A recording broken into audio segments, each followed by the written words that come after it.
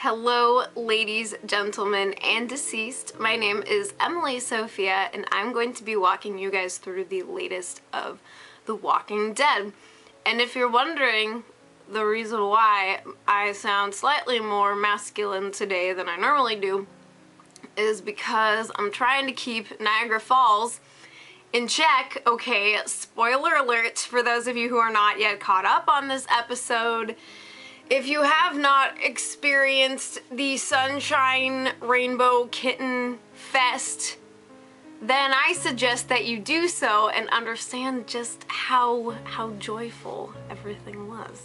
And I mean, there were notes of hopefulness in the midst of a lot of the opposite, but I'm really kind of messed up right now, and if you're not messed up right now, then I'm a little bit concerned for your emotional, mental well-being. But at the same time, I am also concerned for my emotional, mental well-being because my attempts to escape from my mundane, ridiculous life into the world of television is only proving to give me more problems. So I think I said spoiler alert before, so I'm gonna go ahead and dive into the thick of it, whether I want to or not, and I don't. I am pushing with all my might. I want to escape.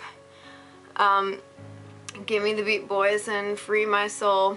I want to get lost in rock and roll and just not ever think about anything again. Talk about a tale of innocence lost, my friends. I predicted that one of these sisters was going to fall. I did not realize that the two of them were going to be going down together. And furthermore, the truth shared by Carol about what happened with Karen, with Tyreese, I had completely forgotten about that whole situation just as we've been looking at the other characters and where they're at. So that was a whole different tension that was at work in the mix of things this week.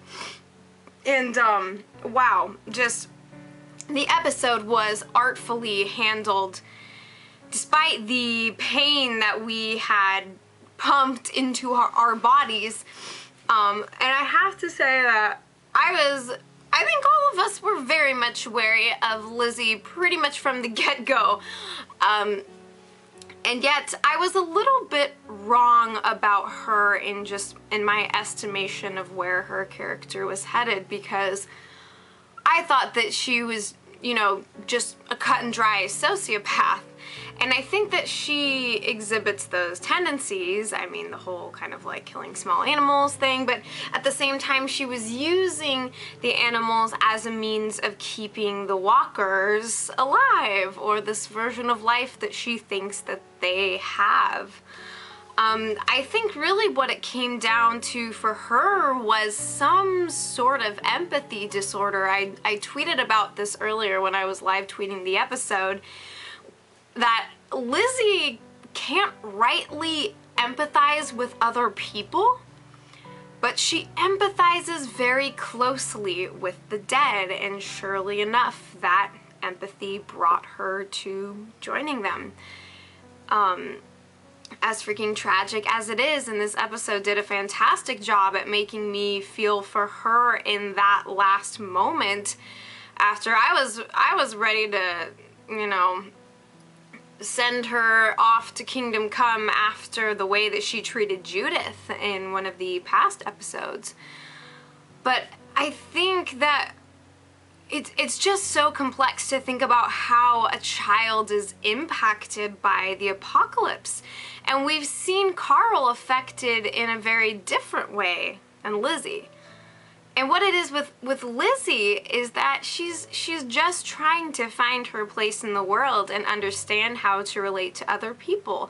And suddenly she's surrounded by all of these other people that speak an entirely different kind of language, and nobody gives them like a voice, you know? So for her, she sees the walkers as alive. I mean, we think back to season 2 with Herschel and his family and how they basically were hanging on to the walker barn under the belief that maybe, just maybe, things can make a miraculous turnaround, and they'd have a bunch of their friends and family ready to walk on out of the barn and have a little hoedown throwdown. Not involving tearing guts out and things like that, you know, ideally. But, yeah, and so she said something that really struck me with that walker that she was feeding, the one that got stuck on the train tracks. And what she said to Mika was that she could hear their voices. You know, so it makes you think of, is this a mental illness, or is it just the way, you know, thinking nature versus nurture, the way that those two kind of collide? And then with this environment that she's in, and what Carol is trying to tell her and tell Mika, and Carol was put in a very special spotlight in this episode as well, with the ways that she's trying to nurture these girls who, for two very different reasons, don't want to kill when they need to. And Mika freaking broke my heart from the get-go this episode with her saying that she didn't even want to kill the people who had hurt her friends, you know, and when Carol was trying to drive the point home that there are bad people out there as is, what are you going to do about that?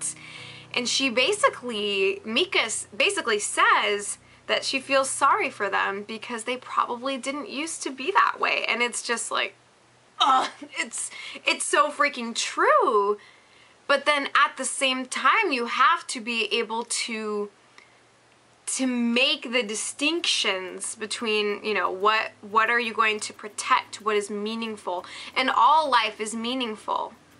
But at the end of the day, it's, do you want to survive? Do you want the people you're with to survive who depends on you? Why do you depend on them? You have to really have these things in mind, and it can be difficult to do that when you're exhausted and hungry and dehydrated and just trying to, you know, there's just so many factors that go into it. And then we see with Lizzie, she's very hard into people, like with what Carol is telling Tyreese at the beginning. She's hard into people, but she doesn't understand the plights of the walkers, and she's transferred her inability to connect with normal people to the walkers. Maybe because she feels that she herself is misunderstood and is missing out on some kind of life or something. And she finds in the walkers these companions and friends, and she wants to invest in them and take care of them. And it's all this really fascinating, tragic mix that just leads to everything that occurs. And what happens with her sister, what she does, is basically it's her crying out for help. Like, look and see what I'm trying to say. Even though she is 150% incorrect about her view of the world, she's trying to make herself feel understood and to change the way that everyone around her sees the world. She wants to stop all this death when she doesn't realize that they are living among the dead. You know, it's this crazy dichotomy, and it's so upsetting on the surface, and I was just like screaming and freaking out the whole time. But you look into the ideology, into the mental process of this little girl, and it's just so much more complex than meets the eye. So kudos to the writers and the way that they handled the whole situation with Lizzie. And the reason I don't think she's a cut and dry sociopath is because of the way that she interacts with Carol. When she asked, you know, are you mad at me?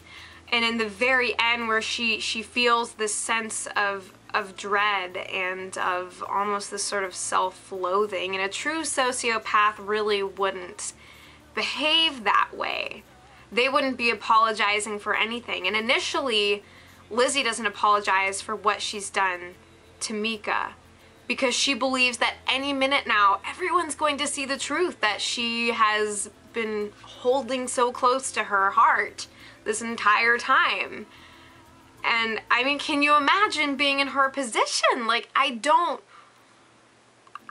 regret what Carol did. And you know, I think that it's exactly what Carol said. Everything will happen the way it's supposed to. And I think that that was super necessary. Because like other characters that we've seen in the series, Lizzie wasn't built to survive in this environment.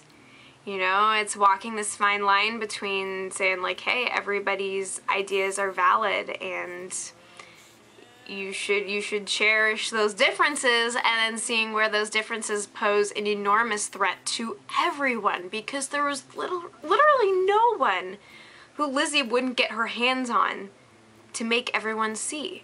And when she sees a person that she feels like she can't 100% connect with in the flesh, she feels that if she can transform them, she'll be able to know them.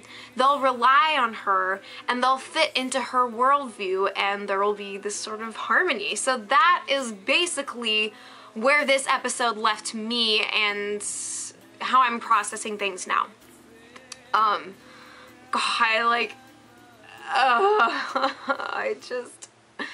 I really need to like find a way to enjoy shows that aren't 1,000 times more painful than anything in the universe, but I'm just not good at that. It's not really in my skill set, you know? But, and then let's talk about the Tyreese and Carol relationship. Now, I'm catching up slowly but surely on the Walking Dead comics. I just finished the 3rd book back in the prison days, and they're dealing with the inmate scuffle and all that fun jazz. And I was thinking to myself, like, what if Tyreese and Carol kind of mirrored their counterparts in the comics? But then I was like, oh, Carol is holding very close to her secret that she is keeping secret until the opportune time about what she did back at the prison with the plague outbreak. And Tyreese continues to dwell on what occurred and to stew against this strange figure who could take away this important person in his life. And that gap that's left, he continues to refill it by trying to understand exactly what happened. And then Carol's sitting there like, can we please change the subject, because I really don't think that you want to know. And then ultimately she comes to the place where, handing Tyreese the gun, she tells him the truth. And everything went better than expected. Like after that conversation that they had out in the field, talking about like maybe we shouldn't go to Terminus, maybe we could stay here, make a life for ourselves. And then Tyreese is you know, kind of waxing poetic here, if you will, and telling Carol to never be ashamed for who she is, and you know, we do what we have to do. And so in that scene, he almost shows that he's ready to hear the truth, even though he still has this anger that's simmering inside of him, and understandably so. He reveals to Carol that he's in a place where he can take this, because on some level he gets it, and that's why he's able to forgive her so immediately, despite Carol giving him every opportunity to just lay her bare and be done with it. Yet they realize how much they need one another, and that this trauma has become a part of both of them. And rather than sever that tie that they have and gratify the sense of revenge that really isn't warranted anymore, they're choosing to let that bond be the beginning point for their healing. So I think what I loved about this episode, I mean, you can tell I'm looking deep into this stuff, is just the fact that there's such an emotional richness in the way that the characters get to develop over this horrific atrocity of the innocence lost. But they're beginning anew. They're taking something from, you know, these ashes. And speaking of ashes, we also had a nice little tie-in to the Beth and Daryl story, which as of yet is very much unresolved. But yeah, so they were heading down the tracks, and they see the smoke going up. And Mika tells Carol that when the smoke is black, that means the fire is still raging, but when the smoke is white, that means it's subsided. And Carol keeps that in mind as she and Tyreese are about to set out again. And I think that fire almost it sort of represents their, I guess you could say maybe their fervor for this new kind of life that they're looking to establish in this little cottage in the woods, you know. And then by the time that fire's out, they know that it's time to fly. It's time to leave this place behind, and I don't think you'd want to stay somewhere with such less than delightful memories. I don't know about you, but I would not feel entirely comfortable sitting out on the front porch next to a yard in which I buried small children. Not really my forte. I ain't digging that aura, and yet at the same time, Carol said something really profound to Tyreese as well about how maybe the past and these people that we've lost, maybe the ghosts don't haunt us, but they're there to teach us. So trying to think of like what happened with Lizzie and Mika, what that teaches her and Tyreese, and it's just all this crazy emotional stuff that is reducing me to basically skin and bones and heart palpitations, you know.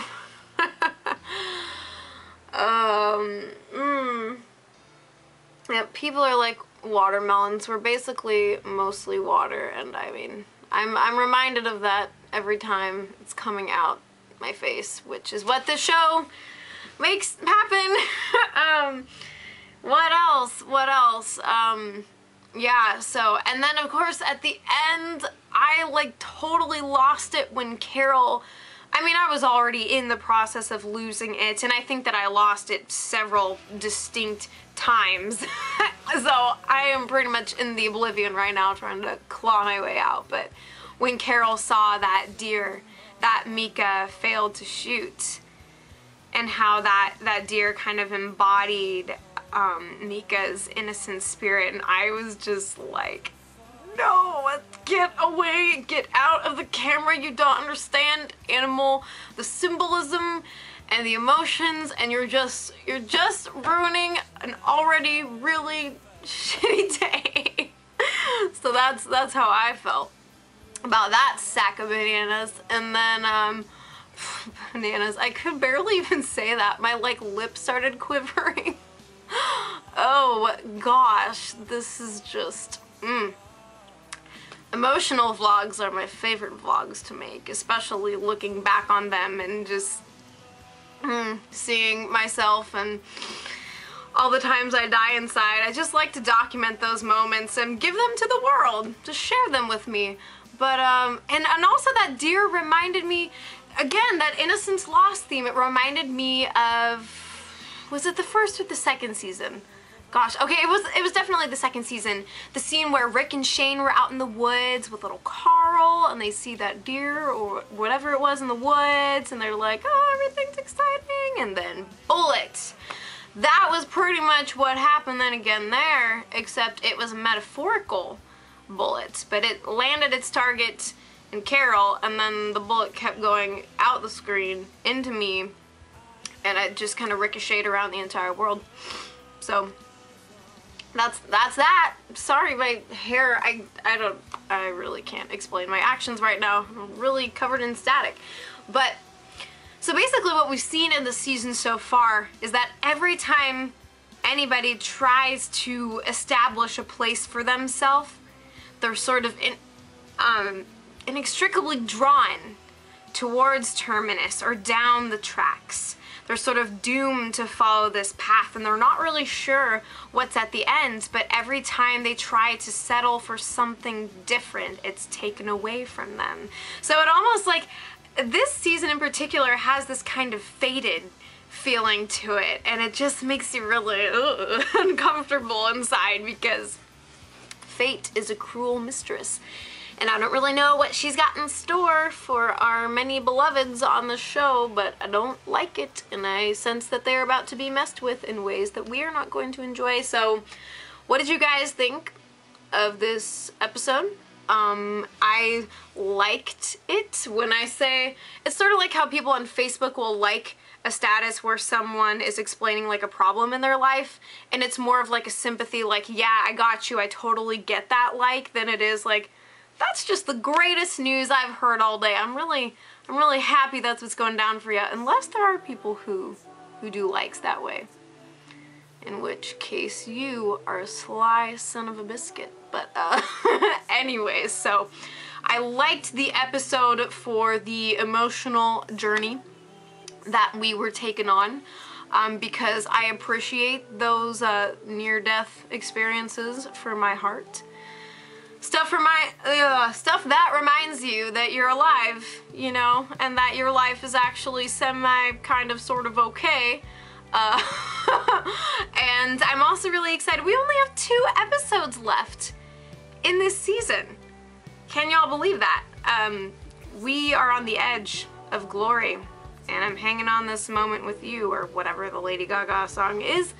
I don't know. I never really liked that song, actually. But anyways, 2 episodes and the previews for next week, and I don't know if it's kind of a next week and week after thing, but we see that everything is converging because everybody's following this same sort of path and all kinds of shenanigans. I miss Rick. I miss the beard. I want to see the progress, you know? Looking forward to it. Andrew Lincoln, expecting to see some of your finest work.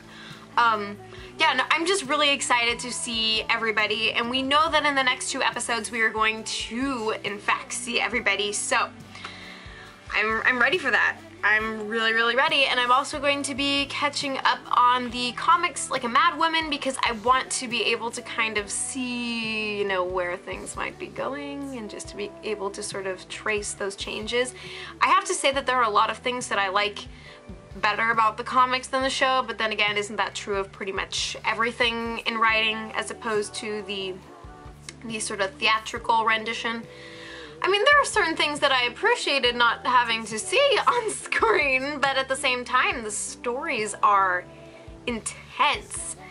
Not a breath is wasted. I mean, in the words and the images, it's really great. I highly encourage any of you who have not yet read the comics to dig into that. I have the first compendium collection, and second one's on my wish list. Wink, wink. That's a wink for myself, really, because I know that this is the kind of stuff that I shell out the bucks for. And I'm almost done with college, so soon, you know, I'll have to satisfy my compulsion to spend heinous amounts of money on books, so I may as well do that for books I actually like and want for my own purposes. But yeah, so I'm just so inundated because I was reading the comics all day, and then I watched this, and I just kind of want to sob myself into a complete stupor and then wake up a new person, right? You know, just die and come back, because like Lizzie says, that's the way it works, right? Ha! I don't really know what's going on anymore. I'm going from sorrow to delirium, so I will leave you before things get much stranger. By the way, thank you for watching this video as long as you have, since you've stuck with this entire time. After my latest Bates Motel and Hannibal reviews get over 1,000 views each, I'm going to put up either a review of the new episode of The Walking Dead game, the second one that is, and then, or I will put up a cover of a song, which I haven't done in a while on this channel. Ultimately, I'll be doing both, but I'm just gonna do one or the other first. So yeah, so go watch those other videos, links in the description and stuff, and I love you. Thank you so much for sticking with me for this season of The Walking Dead. There is more to come, so y'all take care, be good to yourselves, and I'll be back before you know it. Wish I knew what you were looking for. Might have known what you would find.